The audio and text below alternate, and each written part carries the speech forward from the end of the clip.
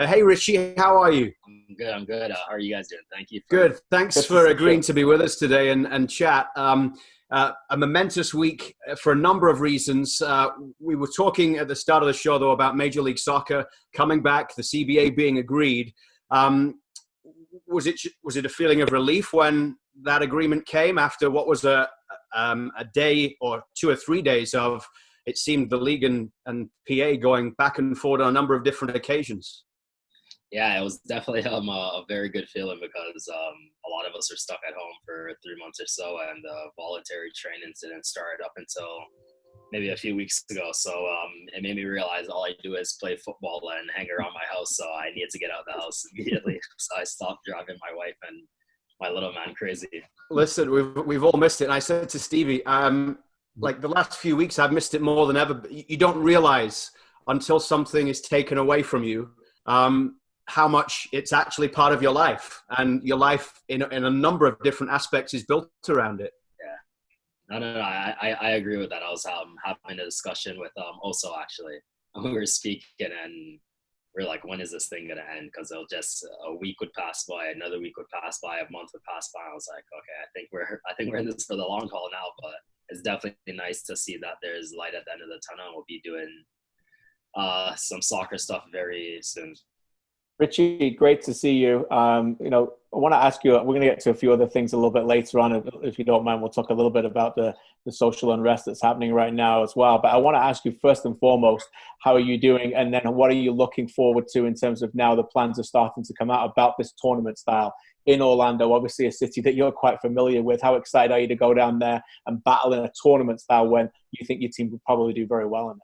Yeah, I think all of us are excited. We've all spoken very highly of this opportunity because we know that it will lead into season play when and if or whenever that happens. It'll lead into that, and then I think a lot of guys have done what they needed to do to stay fit, and guys look really good. So it was pretty easy from day one to get back into things because guys really stayed on top of it. And then, yeah, to go back to Orlando would be good. I've used to it. I don't know if the guys are going to like the weather that we're going to be welcomed with for Right. the amount of weeks that we're going to be there. But yeah, I think it's going to be good, and it'll be good for us moving into the season because I think we have a very good chance to win it all again this year, especially with the way we started the first two games.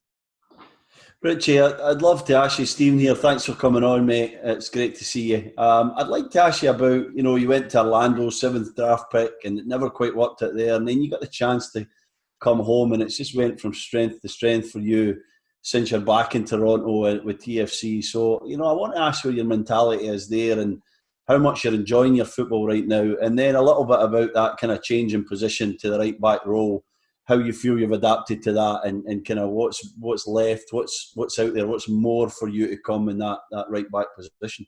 Yeah.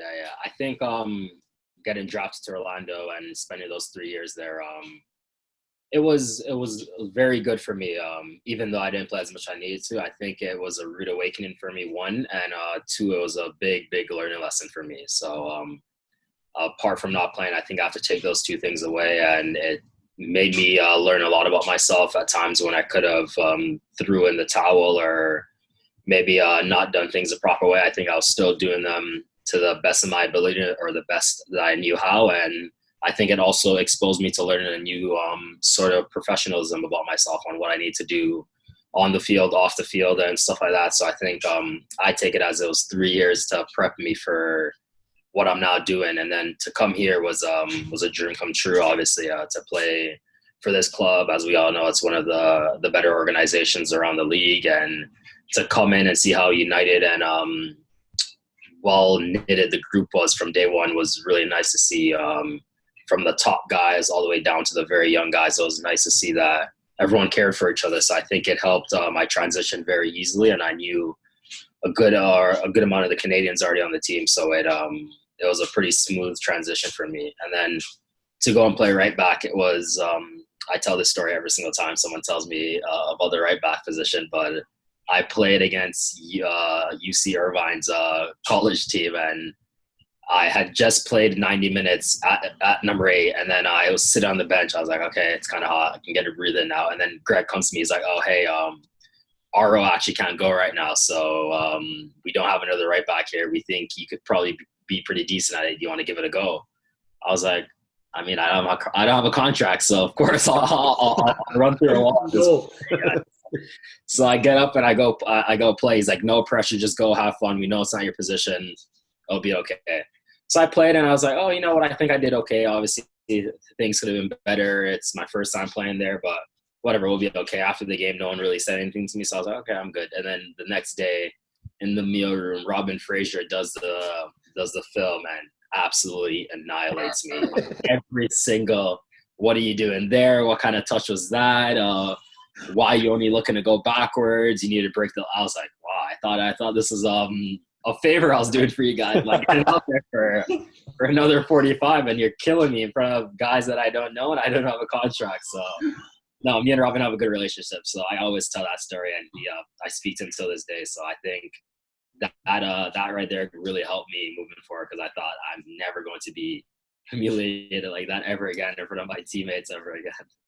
So what was that learning experience like in terms of dropping to right back, Richie? And from that day when you got pushed into it unexpectedly, and then Robin having a word with you the day after, telling you what was and wasn't good about the performance. A few words. How did you go from there to being such an effective starting right back in Major League Soccer so quickly? What were the steps?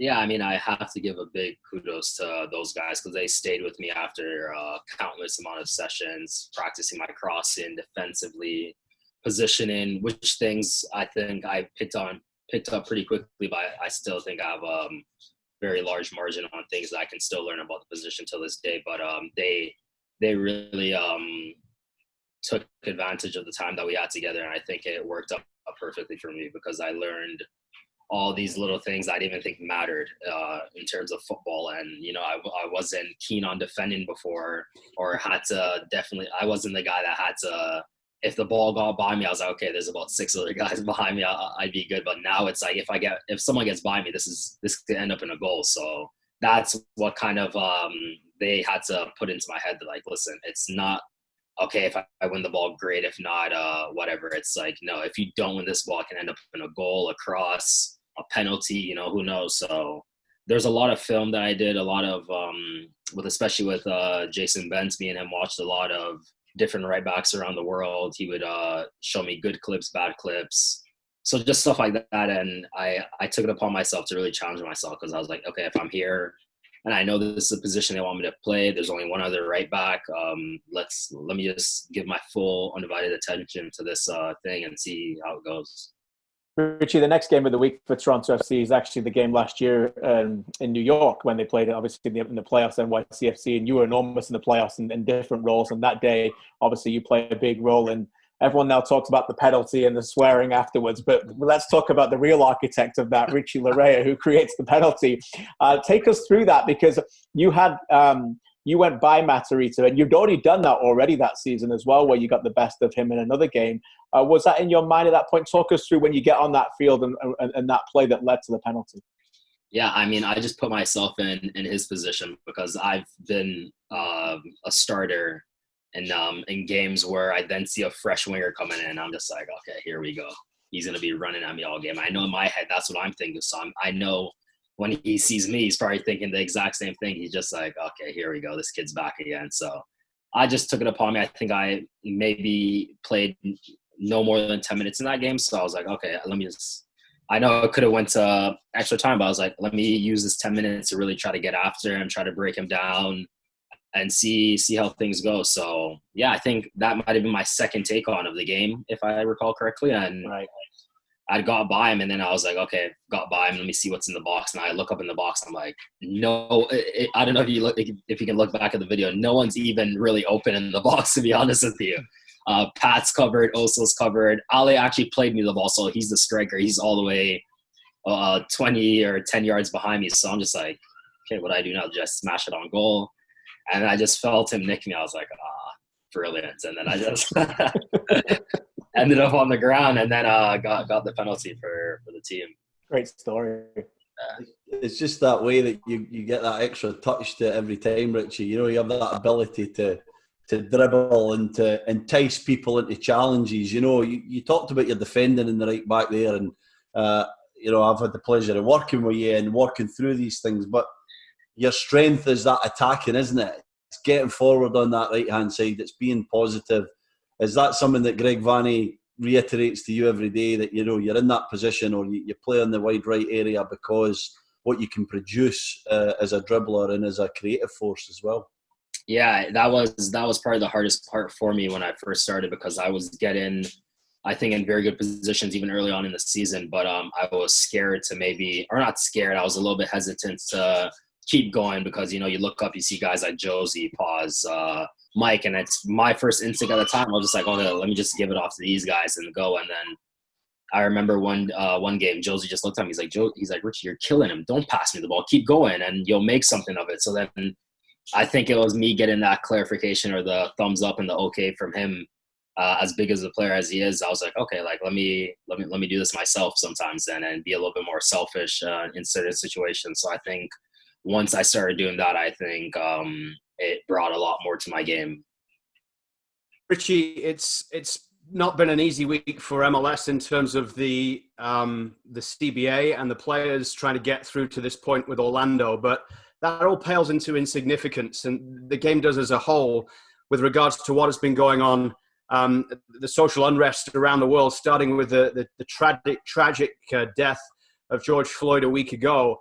And we've all been watching on, incredulous at what has been happening, and a real uprising to try and all get around a similar cause. You have been one of the players who has been very vocal about this as of yesterday when you tweeted out. I just want to bring this up now because it's important that we shine a light on this and talk about what you are feeling right now and what you've had to say on Twitter yesterday, when one of the it was a brilliantly crafted piece that you put on Twitter, and anyone who hasn't seen it, find Richie Laryea's Twitter, please go on and read what you have to say in detail. But how is it possible that in 2020 we're still dealing with so much hate and disparity towards black people? I clearly don't have the answers, but I've been looking and searching tirelessly to find them. And then at the end, I'm by no means supporting the violence or looting going on right now. In light of these recent events, I believe it's time we all stand together and fight against racial prejudice and continue to educate, learn, and have these conversations to bring about the necessary change in the world. And I think we would all absolutely 100% agree with that and everything you said within your statement. But as someone who has lived through this, not just in Canada, but in the United States as well, what has it been like for you the last 7 days or so? Yeah, it's been tough, to be honest, just because for me, I look at that, and now with the son, it's my dad had those conversations with me when I was here, and I think Canada's pretty good about things. We're not perfect, but I would say this country has it maybe better than a lot of other countries do. But my dad had that conversation with me when I was growing up here, and then he had it again with me again when I was going off to the States. And I was, I think, so naive at the time. I didn't even realize what he was really even saying to me, and if it even made sense. And I was like, where is this guy coming from? Like, this doesn't exist. And you hear about the stories, but you don't really think stuff like this would happen to you. So then I think what brought it to light for me, and why I want to share a lot of stuff, was because of my son. I know that I have to have a conversation like this with him somewhere down the line. I was seeing an 8-year-old girl online going through situations with her dad, and I was thinking to myself, I'm like, she's 8. She shouldn't be thinking about what to do when police are near her, when she's around a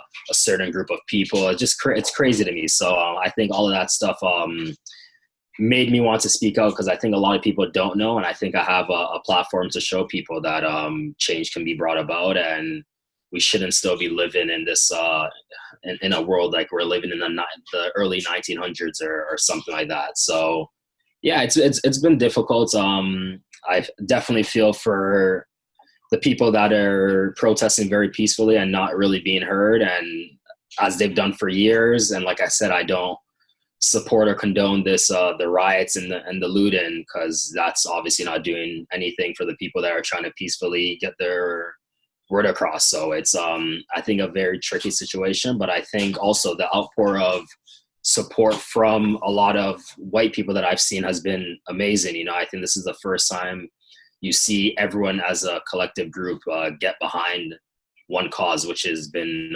pretty nice to see.